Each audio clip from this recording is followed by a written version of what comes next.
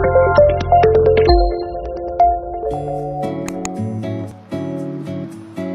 teman, ketemu lagi di video ke-7 ini.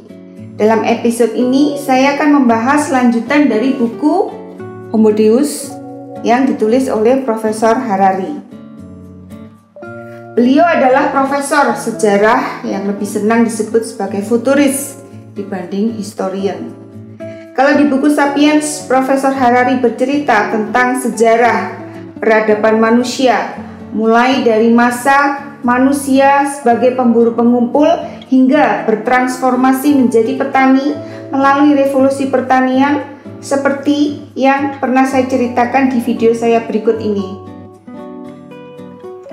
Di buku Homo Deus ini, Profesor Harari menelaah ke masa depan, mengeksplorasi bagaimana kekuatan global bergeser. Kekuatan utama evolusi yaitu seleksi alam digantikan oleh teknologi seperti kecerdasan buatan atau artificial intelligence dan rekayasa genetika. Ya, buku Homo Deus ini sebuah buku yang futuristik. Di video sebelumnya Homo Deus yang part 1 seperti tampil berikut ini, saya membahas tentang agama humanisme sebagai alternatif pengganti agama-agama lama. Bahasan kali ini tentang agama humanisme yang mengalami tekanan untuk segera diakuisisi oleh agama baru. Nah, apakah agama baru tersebut? Tonton terus video ini.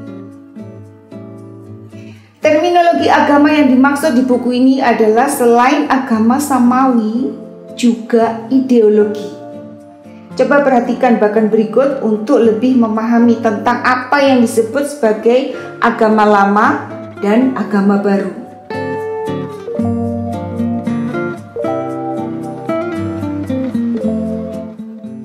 Kaum liberal menilai kebebasan individu begitu tinggi karena mereka percaya bahwa manusia memiliki kehendak bebas. Kehendak bebas ini dipercayai oleh kaum liberal, bahkan sebagian besar umat manusia di muka bumi ini selama ribuan tahun. Ide tentang kehendak bebas ini ternyata tidak cocok dengan seleksi alam. Karena jika manusia bebas, bagaimana seleksi alam membentuk mereka? Menurut teori evolusi, seluruh pilihan yang dibuat oleh hewan, ya manusia termasuk hewan, mencerminkan kode genetik mereka. Untuk memahami apa itu kehendak bebas akan saya jelaskan berikut. Pada abad 18, Homo sapiens seperti sebuah kotak hitam misterius yang sistem kerja bagian dalam tubuhnya belum diketahui. Karena itu ketika para ilmuwan bertanya mengapa seseorang misalnya menarik pisau dan menusuk orang lain sampai mati, jawaban yang bisa diterima adalah jawaban waktu itu ya adalah ketika dia memilih untuk melakukannya, dia menggunakan kehendak bebasnya untuk membunuh yang menjadi penyebab mengapa dia sepenuhnya bertanggung jawab atas kejahatan itu. Sekarang para ilmuwan telah sampai pada penemuan bahwa tidak ada kehendak bebas dan tidak ada yang namanya jiwa, tidak ada ruh, dan juga tidak ada diri. Yang ada hanya sekumpulan gen, hormon, dan neuron yang mematuhi hukum fisika dan hukum kimia, seperti hukum fisika dan kimia yang mengatur alam semesta. Sekarang ahli genetika dan neuroscience bisa memberi jawaban yang lebih terperinci. Kenapa seseorang menusuk pisau ke orang lain sampai mati? Jawabannya adalah dia melakukan itu karena ada suatu proses elektrokimiawi dalam otak yang dibentuk oleh susunan genetika tertentu yang merefleksikan tekanan-tekanan evolusi kuno, evolusinya yang dulu bercampur dengan mutasi-mutasi yang terjadi secara kebetulan dan acak. Proses elektrokimiawi otak yang menghasilkan pembunuhan itu bisa deterministik acak atau kombinasi dari keduanya, tapi semuanya tidak ada yang bebas. Keyakinan kita pada kehendak bebas adalah hasil dari logika yang salah.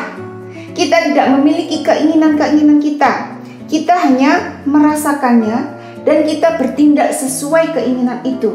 Sains tidak hanya melemahkan keyakinan liberal pada kehendak bebas, tetapi juga keyakinan pada individualisme. Keraguan tentang eksistensi kehendak bebas dan individu bukanlah hal yang baru. Lebih dari 2000 tahun yang lalu, para pemikir India, Cina, dan Yunani berpendapat bahwa kehendak bebas dan diri individual adalah ilusi. Namun keraguan semacam itu tidak benar-benar mengubah sejarah sepanjang tidak berdampak praktis pada ekonomi, politik, dan kehidupan sehari-hari. Sebagaimana misalnya agama Kristen tidak lenyap pada hari Darwin menerbitkan bukunya tentang evolusi. Begitu pula liberalisme tidak akan musnah hanya karena ilmuwan telah mencapai kesimpulan bahwa tidak ada kehendak bebas. Ya, temuan sains tentang kehendak bebas adalah kenyataan yang pahit. Ya, oke, saya lanjutkan. Profesor Harari mengidentifikasi ancaman bagi liberalisme, yaitu ada 3. Yang pertama adalah manusia menjadi tidak berguna secara militer dan ekonomi. Kedua, sistem tidak membutuhkan manusia secara individu, tetapi kolektif. Sistem akan memahami manusia lebih baik daripada manusia itu sendiri dan akan membuat keputusan penting yang berpihak pada sistem. Oleh karena itu, sistem akan menghilangkan otoritas dan kemerdekaan individu. Jadi, individu nggak penting nih. Ya, terus kemudian yang ketiga adalah sebagian orang akan tetap dibutuhkan. Mereka adalah segelintir kecil elit istimewa, manusia yang sudah diperbaiki, manusia super.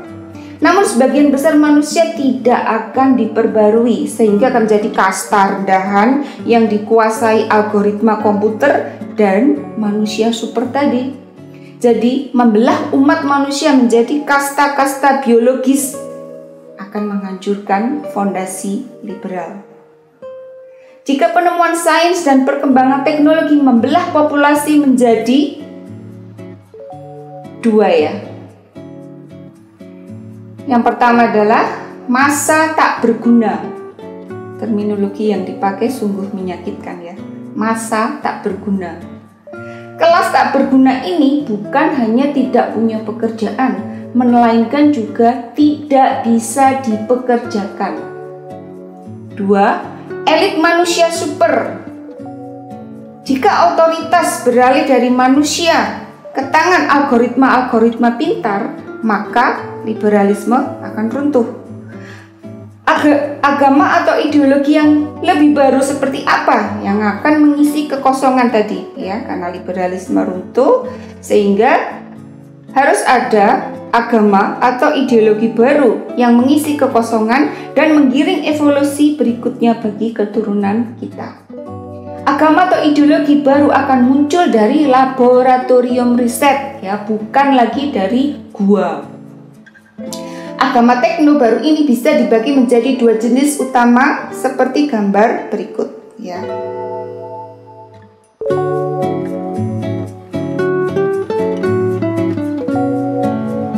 Agama data atau dataisme berakar paling kuat dalam 2 disiplin induknya, yaitu sains, komputer, dan biologi. Di antara keduanya, biologi lebih penting. Anda bisa saja tidak setuju dengan pendapat bahwa organisme adalah algoritma dan bahwa jerapah, tomat, manusia hanyalah metode yang berbeda dalam pemrosesan data. Namun Anda harus tahu bahwa inilah dogma sains saat ini, dan ini mengubah dunia kita menuju sesuatu yang tak terbayangkan. Bukan hanya organisme individual yang sekarang dilihat sebagai sistem pemrosesan data, melainkan juga seluruh masyarakat seperti misalnya koloni lebah, koloni bakteri, hutan, dan kota-kotanya manusia. Oke. Di akhir buku ini ada pertanyaan yang diajukan oleh Profesor Harari. Ya, pertanyaannya menohok sekali. Apakah organisme memang benar-benar algoritma dan kehidupan benar-benar hanya pemrosesan data? Apa yang lebih berharga? Kecerdasan atau kesadaran? Ada hubungannya dengan kehendak bebas tadi ya. 3 adalah apa yang akan terjadi pada kehidupan sehari-hari ketika algoritma non kesadaran yang sangat pintar mengenal kita lebih baik dibandingkan diri kita sendiri. Kita tidak bakal tahu seperti apa pasar kerja pada tahun 2030 atau 2040 dan tidak tahu apa yang harus diajarkan ke anak-anak kita. Sebagian besar dari apa yang kita pelajari saat ini mungkin tidak relevan saat mereka berusia 40 tahun. Ya, jadi yang dipelajari anak-anak sekarang yang kita ajarkan mungkin tidak relevan lagi ketika usia mereka 40. Secara tradisional kehidupan terbagi menjadi 2 bagian utama ya, seperti yang kita ketahui. Bagian yang pertama adalah periode belajar. Kemudian yang kedua adalah periode bekerja. Model tradisional ini akan menjadi usang. Dan satu-satunya cara manusia bertahan hidup adalah dengan terus belajar sepanjang hidup dan terus memperbarui diri berulang-ulang. Sebagian besar manusia mungkin tidak mampu melakukan itu. Oke, sekian penjelasan saya. Terima kasih telah menonton. Nantikan video saya selanjutnya. Jangan lupa subscribe.